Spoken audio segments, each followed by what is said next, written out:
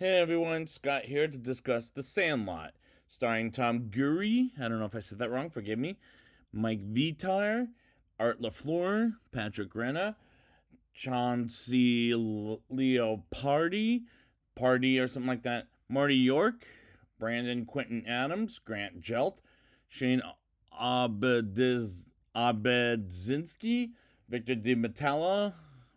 excuse me, Dennis Leary, Karen Allen, and James Earl Jones, directed by David Mickey Evans. Now, before I get into this movie, I used to play Little League Baseball, and I have seen this movie before a long time ago, but when I played Little League Baseball, it was fun at the time, and I was just a kid then, but now that I'm officially retired, um, well, we'll see if this movie holds that baseball spirit stuff in spirit. So let's get into it. We get an adult version of Scotty Smalls narrating his story back in the summer of the year 1962 when he meets Benjamin Franklin Rodriguez in that very summer, when he and his gang of friends play the game of baseball together as Scott, whom I'm going to call him for the rest of the show, has just moved to Los Angeles, California, along with his mother, played by Karen Allen, and his stepfather, Bill, played by Dennis Leary. And what happened to his father? I guess he died a long time ago, as Scott follows Ben to the Sandlot and sees him and his friends playing baseball forever, as he hears a monstrous dog behind the fence, or a beast, let's say it best. And Ben hits the ball, and Scott doesn't catch it as he gets the ball, and he misses and grabs it from the dog and throws it and gets laughed at twice. Once by his catching abilities, and the other by throwing the ball. And I like the family characters as the baseball kids I'll get to in the next sentence. Scott's mother encourages him to make some friends while Bill is too busy, and Scott wants to play catch with him. And Scott's mother tells Bill to play catch with Scott, and they do, and Scott doesn't play the throw correctly, nor catch the ball, and eventually gets a black eye from catching the ball, and Ben comes up to Scott and asks if he wants to play baseball with Ben, and his gang of friends, Hamilton Porter, aka Ham, Michael Pelodorus, aka Squints, Alan McLennan, aka Yeah, Kenny D. Nunez, Bertram Grover Weeks, Timmy and Tommy Timmons, as Tommy is nicknamed Repeat, and there's a reason for that, because he repeats every sentence after somebody says it, and these kids are entertaining to watch throughout, while Scott is being made fun of at first, but the other kids are wondering why is he so bad at baseball. But eventually Ben shows Scott how to throw the ball versus catching it, and Ben hits the ball with Scott finally catching it and throwing the ball at the same time. And these kids are once again so entertaining to watch, as the acting by them is very good. Scott gets home from the Sandlot, and Ben advises Scott to wear a t-shirt and pants, like jeans or something like that, to the Sandlot, and gives him his glove. As we move on to the next day, and Ham is battering up, and he hits the ball as a home run, and the other kids smack Ham with their gloves, and Scott can grab the ball while the kids advise him to get away from the fence and not go on the other side of the fence, as Scott learns about a dog called the Beast, which grabs the ball, in which Scott learns about the origin story of the Beast in a cabin on a camp out, as Ham asks Scott if he wants a s'more, and Scott doesn't know what a s'more is, and one of the two times Ham says the perfect line,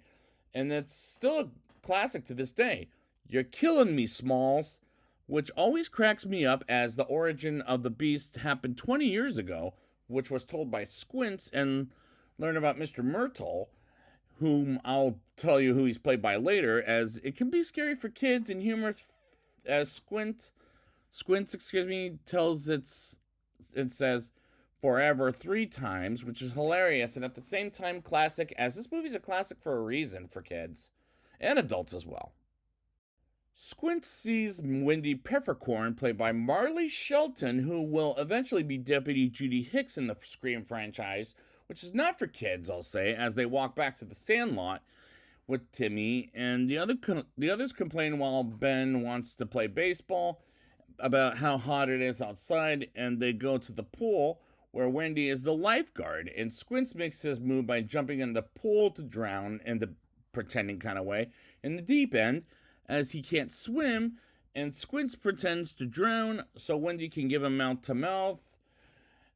for air, and he makes a move by kissing Wendy and gets the other guys banned from the pool for kissing Wendy, which was the funniest scene in the whole movie, as there are some funny lines in this movie, which I'll talk throughout the show, as the dialogue was clever.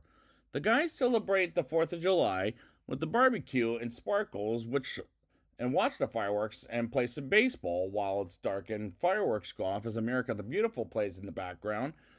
And these were great shots, as the cinematography is very good for 1993. And next time some bullies challenge the Sandlot for a ball game, and the next day, as Ham says, "You play ball like a girl,"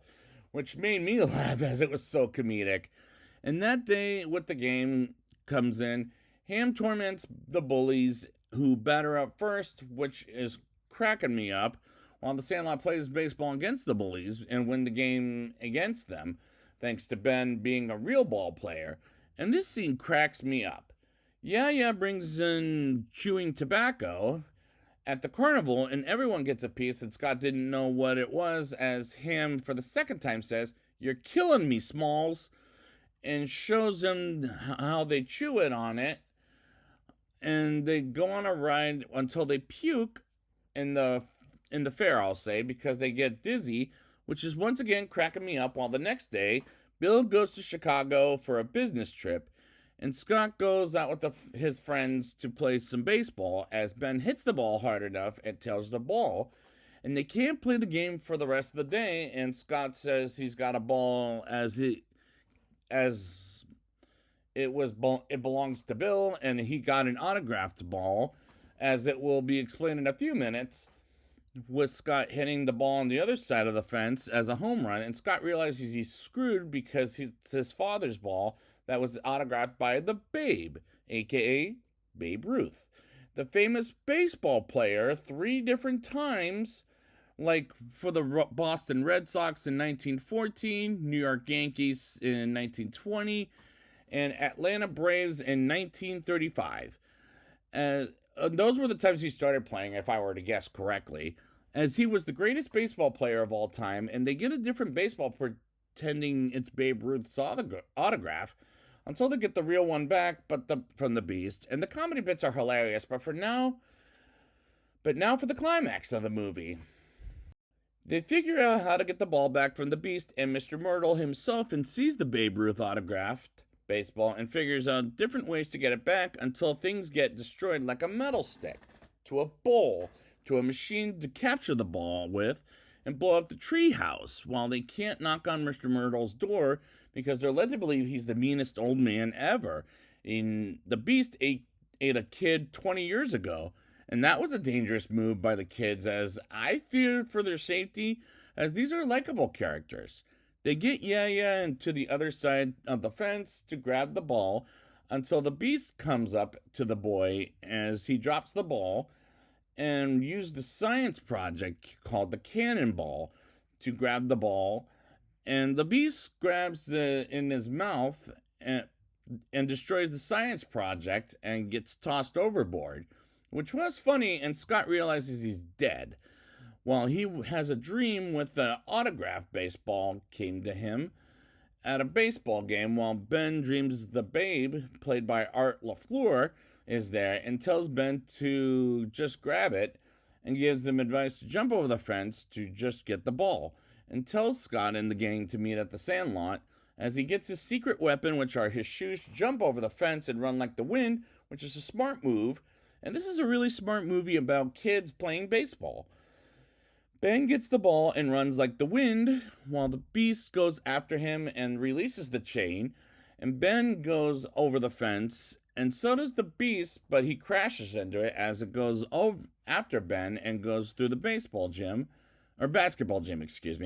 while watching an old movie, to jumping through the table where people have picnics, to the pool to get back to the Sandlot, And the chase does end with Ben jumping over the fence, like I just said, while the beast breaks through it and crushes itself while in pain. And Scott asks for help to get the doggy beast out of the pain and knock on Mr. Myrtle's door. And Mr. Myrtle, who happens to be played by the voice of Darth Vader himself, James Earl Jones. May he rest in peace, I'll say at best. Anyways, while the dog licks Scott in the face for saving the doggy's life and shows the Sandlot that the dog saved the other balls from their games, while Scott and Ben knock on the door of Mr. Myrtle as he answers the door and is a blind man, and the dog named Hercules, as Mr. Myrtle says he would have gotten it for them, and the others blame Squints for doing it the other way around, as Mr. Myrtle invited them inside to talk about the autographed baseball and trades it for a fresh one by Babe Ruth as well as other players, as the 1927 Yankees winds it to Scott as he trades his ball for the chewed up ball, and talks about the history of baseball as a trade for the ball. And Bill grounded Scott for just a week, as he was led to believe it was forever. And Scott kept up with his baseball friends, and we learned that what ended up happening to him as Ben played a professional baseball and getting the nickname, as he gets called, the Jet, for his running skills. And Scott as a man is a baseball announcer, and he and Ben as an adult give each other the thumbs up like they did earlier in this scene. And the climax was fun,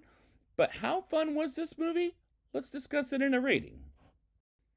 I'll give this movie a 8.0 out of 10. I liked the characters, as the kids were so entertaining to watch from start to finish. And as the lines "forever" said 3 times and "you're killing me small" said twice is classic dialogue, as this movie is a classic for a reason for the people who lived in the 1990s as a kid, like me, for example. The humor is very funny, as the pool scene is the funniest scene in the whole movie, while the dialogue was clever, as well as the cinematography was very good for 1993, as it looked pretty good for its time, as this movie just cracks me up. There's a reason this movie is a classic, as it was hilarious and genius dialogue, and this is a really smart movie about kids playing baseball. And this is a solid recommendation for this movie, as every generation of kids should watch this movie, as they'll have fun with it, as they'll get a kick out of the humor, and at the end of the day, it was just a fun blast from that past kind of movie. So I'd like to thank you guys for joining me, and next time I will be back with the Sandlot 2, and until then, I play ball like a girl!